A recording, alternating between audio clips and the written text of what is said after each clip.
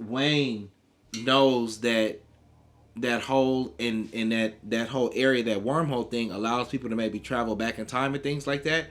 And I think personally that he wants to get a hand on it because of his health. Hey, welcome to a new episode of the New Watchers on the Wall, where two crows sit on each watch by the sea, and we review shows. So today we're talking about episode 3 and 4 of the Outer Range. Giving us a lot of questions More and very questions. few answers. I feel like we're watching two shows in one. What do you think? Yeah, it's interesting that you were saying that because it kind of feels like we're watching more of a Western, but then occasionally they're throwing like some sci-fi type stuff to kind of switch it up, so to speak. Yeah, it's a lot of magical realism going on. Like, you've got mountains disappearing out of nowhere, buffaloes showing up in bars. It's really random.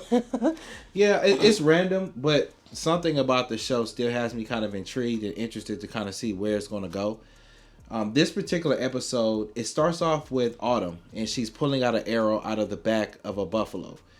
And this is, to me, is exactly the type of stuff that we were just talking about. I don't know if that was real, or was that a dream, or was that like a flashback? Like, did she really find this buffalo and pull an arrow out of his back? Because we never really seen anybody approach the buffalo, try to touch the buffalo or anything like that. So it's just kind of interesting how this mythological creature just kind of shows up in the different episodes. But it's not a mythological creature. And like you said, I don't know what I'm watching is if it's a dream or if it's reality or not. It's hard to do with that show. Yeah. She's not the only one who's seen this buffalo. Perry saw it, Rhett saw it, Royal Autumn has seen it, and I'm wondering, are they the only ones who can see this buffalo? Yeah. And speaking of Autumn, she's starting to become a really interesting character to me because I'm starting to wonder if she is somehow related to this family.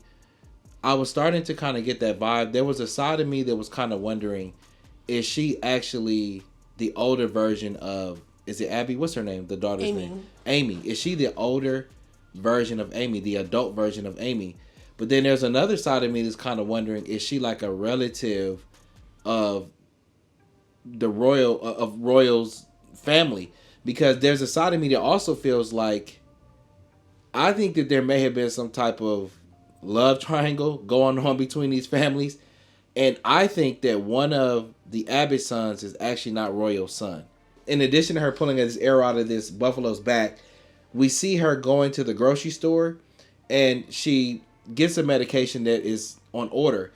And the thing about it is they were very particular in mentioning the medication that she actually received. And that particular medicine is used to treat individuals who may have depression or maybe bipolar as well. So I think they kind of did that to kind of give us some insight as to who she is and maybe what she may be experiencing. And I kind of feel like she may be on like the bipolar side. I don't know why I kind of feel that way about her personality and the interactions that we've kind of seen so far. I'm not really sure how I feel about that theory just yet. I still kind of feel like she's just an outsider coming in from something. And I remember in earlier episodes, them mentioning, were you in a cult? And she said yes. And remember when Royal was in his dream state or fugue state, when he had been pushed in the hole, the people that were around her were all wearing the same necklaces. They were all wearing yellow. And so there might be some cultish behavior. So I don't know what is actually going on. We know that she's into meteorology And studying things about, I guess, wormholes, time remapping, and things like that. Astrophysiology. So she's studying those things. We've seen her with those type of books and things like that. So it is definitely some unique things surrounding her. And I hope we get, by the time the season ends, that we kind of get a little bit better understanding of like who she is and what she brings to the table, because I think her character plays a big part. I think what's bothering me is like the people around her in this are not asking enough questions about her. Or just not asking her enough, like, where are you coming from? Don't give me these wishy-washy roundabout answers. Like, what is going on. Yeah, she never gives a direct answer. Never gives a direct answer. And I don't know about you, but you don't never trust people who can never give you a direct answer. Yeah, she's definitely an interesting character, to say the least. So at this point, we're starting to see how the murder and the hiding of this body is starting to impact the family. We see Cece, she's talking about her faith, and she's wondering, will she go to heaven or hell? How is this going to impact, I guess, her lifestyle of how she's been a person that goes to church and her faith? And we see Royal, it doesn't really seem to be necessarily impacting his faith, so to speak. But the brothers, their personality differences are causing them to handle this situation differently as well. And this is when we start to see where Sheriff is starting to change her perspective or change the target of her investigation, and going from, is this a missing person, to now this may be potentially be a homicide. And she notices and she does some research and finds that the belt buckle actually has the DNA on there from Rhett. So now that completely changes the situation. And she has his DNA, I guess, residue or information, because at one point Rhett had a DUI, and of course he was probably arrested. This is when we start to see the sheriff kind of ask those questions. Where were you? What were you doing? Why do you think your blood might have been on this belt buckle? But we were talking about this, and we were both like, why wasn't this done with the family? If you're going to like dump and hide a body of somebody that you murdered. Ladies and gentlemen, we do not condone or endorse dumping a body or killing anyone. So just please. Yeah, rock with this. But I'm just wondering, why did they not all sit down and get their story together? Because now we start to see all of their stories kind of unraveling, because the sheriff is just meeting with various members of the family at different points of time when they're not around each other, and they're all kind of giving like different sides of the story. Yeah, and even when he was saying that Rhett was talking about being in an altercation with the Tillerson boy, why didn't he say that, hey, just to cover his tracks, his brother's tracks too, Perry was with me, he broke up the fight, we went home after that. Like that, and that could have been the end of that. Yep. You know what I'm saying? So it's like nobody came up with an alibi, or just like you said, came up with this getting is what on the same script. We all need to be on the same page. And you know, it's kind of like, as a kid, we've all done that, where somebody's ate the cake, or you were home alone and somebody knocked over a vase and they broke the vase and they knew that they were going to get in trouble, and you all kind of talk and get together and come up with the story of how you're going to explain how you guys broke the vase in the house. I've never done that. Hey, well, you need to get right. What? Hey, you need to get right. Look. What is this? Yes. But it's like, why would y'all... So you guys got together and said, okay, let's get our lie together. Yeah, like we got together and we were like, okay, how are we going to explain how this vase got broken? Like, you gotta fix this thing. Right. But it's like, it's almost like they didn't understand that, like, this is a murder. Like, this is not, you hit a parked car and you're going to drive away. Like, there's going to be an investigation. There's going to be people digging and prying and trying to figure out things. Mm-hmm. And it just seems like they were so naive as to like the repercussions and how much planning probably needed to go in so that they could get away with this, so to speak. But if you think about it, Royal would not let them do that.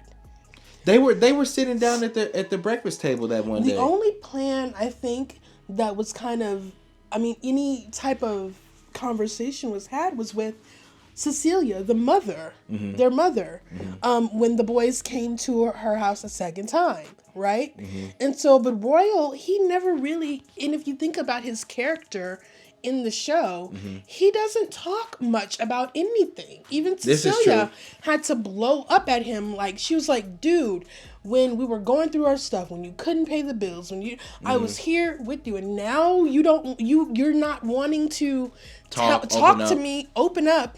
And to me, it's like, this is no longer about just you and you trying to save the family. I'm the matriarch of this family. I need to know, what is our story? What is going on so I can help protect my boys? This is not about you. Get your ego out of it. You know what I'm saying? Yep. And this is when it rotates to Royal, he meets up with Amy, and they have somewhat of a truce. And he says to her, look, we're not going to discuss what you see. And they kind of basically say, hey, we're going to try to figure out this anomaly together. You tell me what you saw down in the hole. We're going to kind of keep this secret between us. And then we see some like time shifting things kind of happen because the mountain that is on their property like just disappears. And I'm glad that they did this because in this show, I feel like they give us visions and stuff, and then you don't know if it actually happened. But the mountain disappearing was actually corroborated by other people because people were calling the sheriff's office and say the mountain was disappearing. Right, and even the county commissioner was talking about woolly mammoths. Yeah. Which I think that's what you meant earlier about the extinct creature. About them seeing people citing woolly mammoths. So there's something going on in this town that has got some time remapping and things going on. And then it kind of makes me, like, this hole wasn't always there on the ranch. And it makes me wonder if at certain periods of time, like time increments, and I don't know the exact increments, but like every 30 years or something like that, something happens to where this hole appears in the ground, which is not really a hole, but really appears to be more of like a wormhole type thing that could transport people back and forth through time and things like that. And when that mountain disappears, somehow Trevor's body is then dumped in the forest near that mountain, and the young girl, Amy, she discovers the body, and that's how episode 1 actually ends, which is pretty interesting. And we had kind of talked about some of the relationship between the Abbott family and the Tillerson family, and especially the boys. And we think that there may be a very unique relationship between them and why Rebecca may be gone. But let's talk about that a little bit later. Let's just delve right into episode 2 so that we can wrap it up and then talk a little bit about our theories. So at this point, this episode starts off with a Tillerson ranch hand who finds a rock near the Abbott ranch. And this happened, 9 months ago? It was like a... not a recap, but it just says this what happened 9 months ago. Yeah. And the rock, if you pay attention to it, it's kind of almost like a mini replica of the wormhole that's in the ground. Yeah, it's a replica, but then also it has, even though it's a rock, there's like microorganisms kind of moving around within it. But I think they gave us that hint because that ranch hand talks about how he found that rock very near to the Abbott Ranch property, which is probably the catalyst. The west exactly, pasture. Which was the catalyst for probably starting the battle for him trying to get that land. And we're gonna maybe talk about this a little bit later, but I think that Wayne knows that hole in that whole area, that wormhole thing, allows people to maybe travel back in time and things like that. And I think personally that he wants to get a hand on it because of his health. And I think that in some way he wants to try to use it to try to help himself with his health, because we see he's a very sickly man, but we'll talk about that a little bit later. But at this point, the sheriff and the medical department are actually driving to the Abbott Ranch because Royal, of course, has told them the body, Trevor's body is here. So they're going to go look at this body. And of course the body is near the mountain. And of course, this was the mountain that was disappearing. And so definitely it's letting us know some type of time mapping or time shifting actually occurred. And that's how the body ended up there. And what's interesting is that when the coroners and the different people got there, they observed that the body didn't stink. And there was no rigor mortis. Yeah, there was no rigor mortis. The body didn't stink. And even when you looked at the body, it didn't look like a body that, of course, had been out somewhere for 5-6 days. Not in the mountains, not, exposure, animals. Yeah, weather. It looks like it's intact the same night that he got, murdered. Exactly. So it's definitely let us know, and it goes back to some of the things that we've been talking about, that this body was trapped in some type of time event where it was somewhat preserved. So the body didn't get old, it's not stinking and things like that. And so now the sheriff is in the Abbott family, and she's interviewing the family. And she's trying to ask questions of Amy, but of course the entire family is there, and they're actually trying to butt in at times to kind of answer for Amy. And Sheriff is like, look, I want to hear from Amy. I want to hear directly from her mouth so that they could try to get an understanding. And really interesting stuff here, because this is when we start to see the sheriff, her personality is starting to change, and we're starting to see her look at the Abbott family differently. Because initially, episodes 1 and 2, she was trying to give the family the benefit of the doubt. But now we start to really see her becoming very, suspicious. And when we talk about this, Perry lies and says that at the end of that conversation that Rhett was with the girl on the night of the disappearance. And once again, this is what we're talking about, which is kind of frustrating.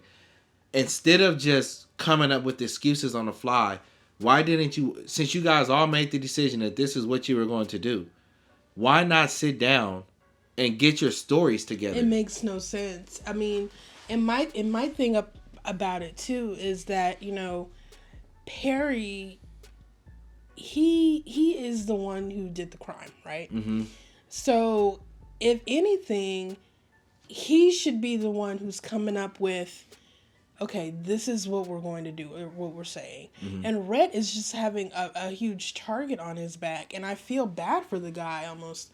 But again, it's like, no one realizes that if you keep telling these separate stories, it's going to have to be corroborated, right? Mm-hmm. And now you're bringing other people into it who have to also corroborate their story. Mm-hmm. And it's just becoming too messy. When you do something like this, it needs to be a tight-knit person. Yeah. So that a group of people, so you can't just come in and poke holes into what people are saying. Yeah. Which is like I said, it just really shocks me that they're not a little bit more on top of that. It's just very sloppy. Very, very much so. So at this particular point, Sheriff, she asked Royal, did he steal the belt buckle? Because she has a feeling that he actually stole the belt buckle from the sheriff's office when he went down there to pick his son up. Yes.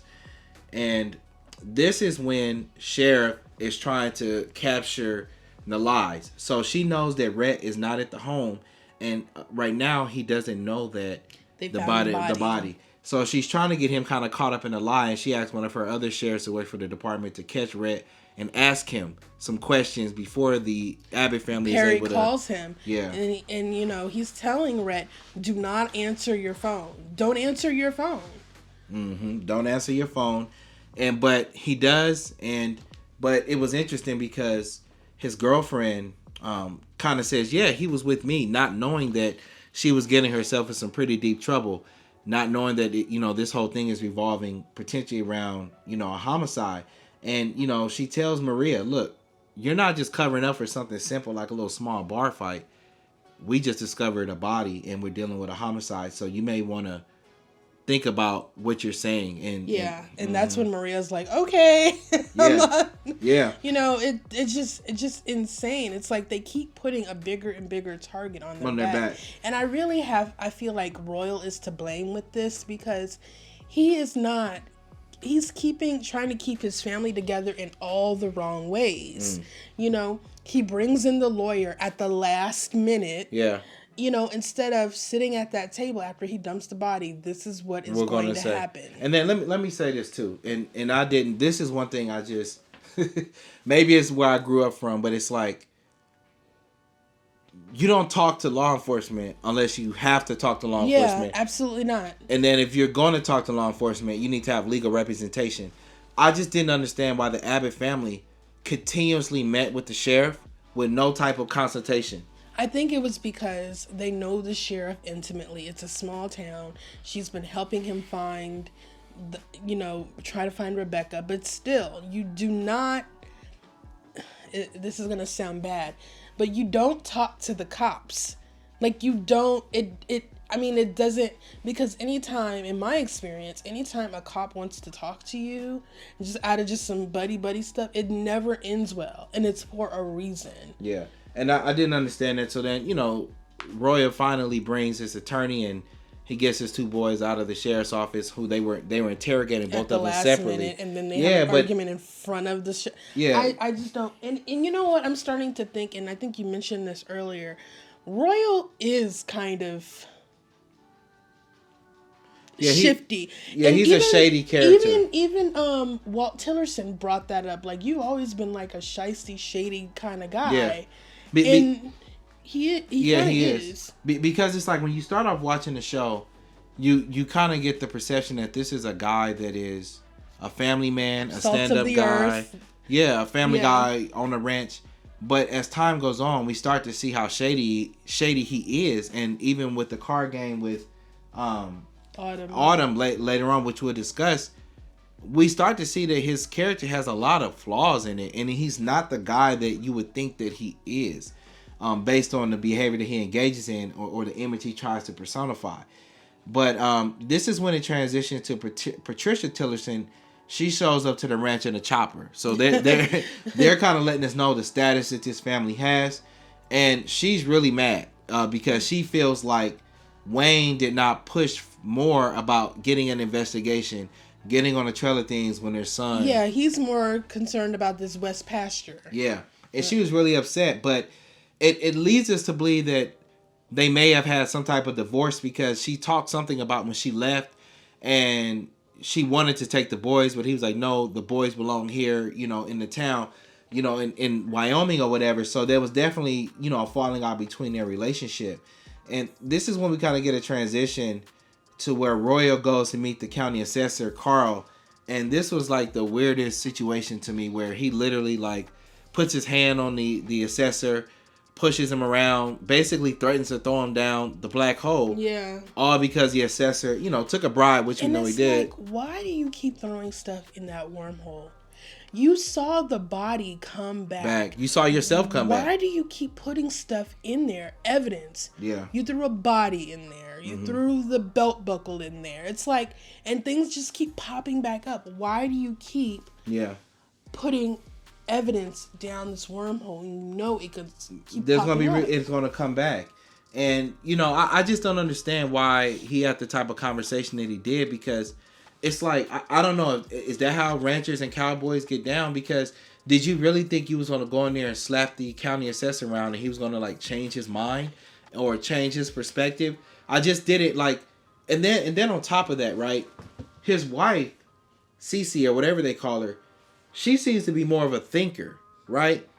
How does Royal end up being the guy that makes the decisions? Like, I'll go talk to him, or I'll go handle it. I mean, not to be like that, but it's her ranch. Mm-hmm. It's not his. Mm-hmm. It's been in her family for hundreds of years. Yep. Not his. Mm-hmm. She should be the one making the decisions, not him. Exactly. And then also it's like the person who has the better skill set, and they should be the one making those decisions. Every household is different, but there's plenty of households where a guy might say that my wife is better with the money, I'll let her handle that, or she's better at communicating and things like that.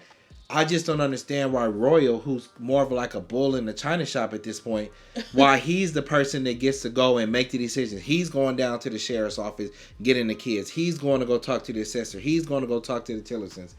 Just kind of weird to me.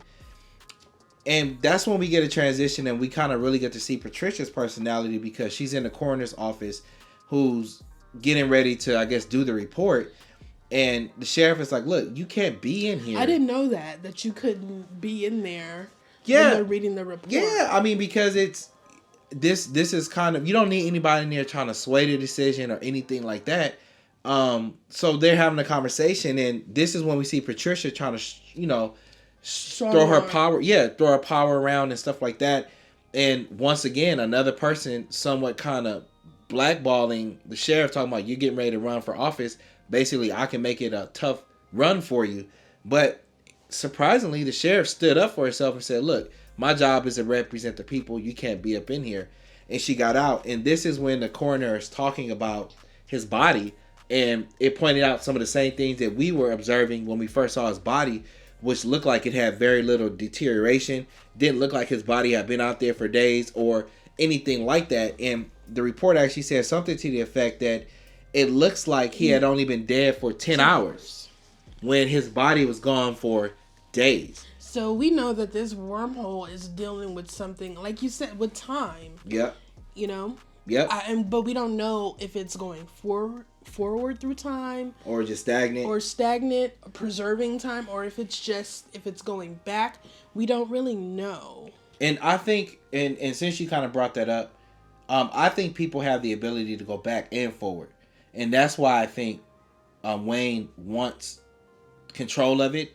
I think that at some point we're going to see Royal actually use it, because I think he's going to use it to maybe go back in time to try to help his family. Right. I actually think that he keeps going back, and something keeps messing up, and he keeps trying to go back.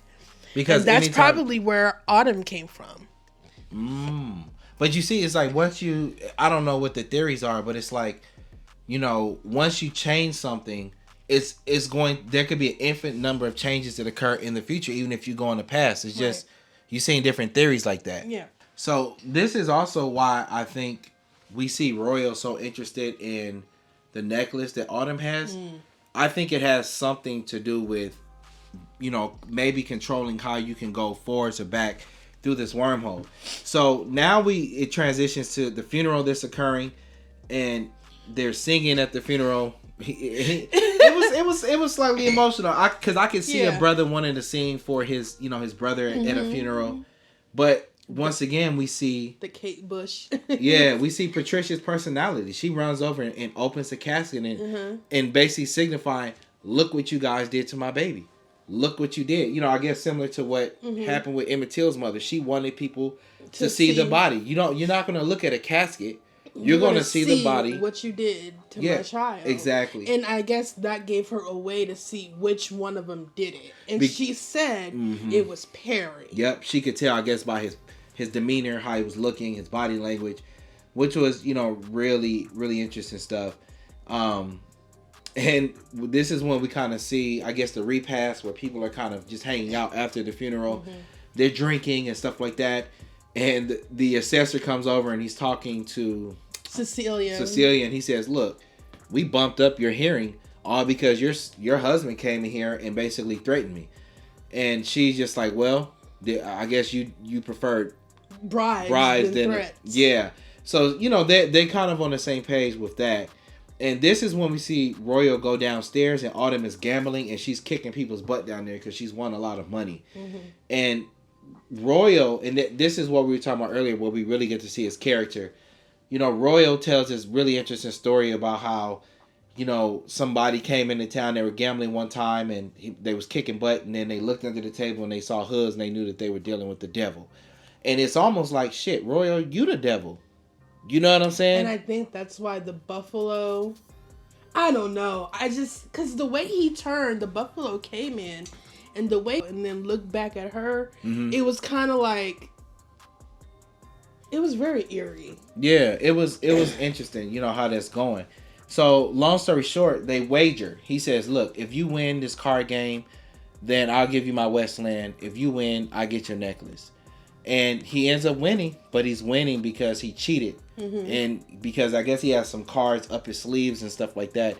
And he won the bet. And that's when we got a chance to really, I feel like, it solidified what you thought about his character. Exactly. It solidified what I thought about his character. And really, I guess, also showing us that this man will go through any lengths to get what he wants to get. If I have to throw a body down the hole, I'll throw a body down the hole. If I got to cheat at a card game, I will cheat at a card game. If I got to run in here and hem up a tax assessor, I'll hem up a tax assessor. We're just kind of seeing his personality. And the final scene we get where Wayne, he's sitting, I guess, in his bed, and then the rock that he was provided, he's like, you know what? I got to see what's on that land over there. He gets in his truck, goes over there, and he goes through the gate. Busting through the gate. His family and busting open gates. And he finds the hole, or the wormhole, or whatever you want to call it. And he's staring at it, and him and Royal get into a fight, which I just did not understand this. I don't understand it either. I'm like, why you? At this point, I'm kind of like, he's got what's coming to him. Yeah. Because he just keeps making these really bad, rash decisions. Yeah. And I didn't, like, even with the fight, right? Wayne is on oxygen. He looks frail. And then you have Royal, who looks like this healthy rancher dude. How the heck did Wayne get the upper hand when he was fighting Royal? That was weird to me. But long story short, they have the fight, and Royal thought he's beat up Wayne, but Wayne gets up and hits him in the back of the head with that rock, and he drives off in the truck, and he's laughing because I guess he's got confirmation that this whole wormhole exists. I wasn't crazy all along when I had this philosophy about the Western Ranch or whatever you want to call it. He's like, it's all mine. It's all mine, right? And then the episode just ends. So let's just talk about some of the theories that we kind of talked about, and we alluded to it as we were discussing throughout. I think this wormhole, I think that Wayne is most interested in because, like I said, his health. I think we can see Royal try to eventually get an understanding of how to actually use it. And I can see him trying to go back in time to try to remedy things with his family in hopes that he doesn't have to, his son doesn't have to fight at the bar and kill anybody and so on and so forth, and just try to fix things. I think he came from the wormhole. Mm-hmm. I was thinking the same thing. Because just like him and, no, who else? No, it was just Autumn. She brought up how she can't remember anything that before 9 years old. Mm-hmm. And when did he show up at the ranch? When he was 9 years old and remembering nothing. Exactly. So I think he came from the wormhole. And I think that's why he also acts kind of strange. Like, he almost has, like, a very flat affect. Like, he's going through his life, and I think he's remembering things that he's seen while he's in the wormhole. Mm-hmm. Or why he, just at the nick of time came with the lawyer, the sheriff's office, how he was able to cheat in that game. Just different things that he's been able to get away with. Mm-hmm. Taking the belt buckle. I think he's seen all of these things before, just like in the first episode when he saw the sheriff talking to the family about Rebecca. I think he's seen certain things that we've seen in the show, and that's maybe why he's doing some of the things that he's doing. But I definitely think he came from the wormhole. I can see that. And since you mentioned Rebecca, they really started off talking about Rebecca a lot, right? And for a character that is not even there, you kind of have to wonder, why is Rebecca so significant? And I'm wondering, because the Abbott family and the Tillerson family seem like they just have a lot of animosity and bad blood. And we were talking about this a little bit earlier. I wonder if Rebecca somehow got in a relationship with someone else and didn't know whose baby it was she was pregnant with. And so she was pregnant when she went missing? Oh, you know what? I don't want to say, I don't think she was pregnant, but I'm saying, like, I think that she could have maybe been pregnant or something like that, which caused her to leave. Like, let's just say, for example, she was sleeping with one of the Tillerson brothers or something, which to me is not far-fetched. They have money, they have swag, all of this kind of stuff. And her husband, on the other hand, is kind of soft, kind of a woe is me, type of type of personality. So, she probably was the kind of person that likes more of an exciting guy or person, whatever, So I felt like that maybe is the reason she could have left. But then we were talking about this a little bit earlier. And there was a scene, and I think it was episode 2, when Royal and Rhett were fixing the fences. And he says, well, you're like me. He was like, something about your brother. No, don't worry about him. He's his own person, but you're like me. He was telling Rhett, you're like me. You have my personality. And I kind of really feel like to emphasize that, because I think it's possible that one of those kids is not Royal's kids. One of the sons. And I would say it would probably be not Rhett. The other brother may not actually be his son. So there's a lot of questions. There's a lot of information here. I'm looking forward to seeing what the episodes actually bring. What are some of you guys' theories? What do you guys think is going on? What do you guys think about Autumn? What do you guys think about our theory of Autumn maybe being related to the family somehow, and not just being a stranger that walked up on the ranch? Yeah, please interact with us in the comments. Let us know what you think. And don't forget to like, share, subscribe, and hit that bell for notifications. And thanks so much for watching, everybody. And on a count of 3. 1, 2, 3. Welcome, son.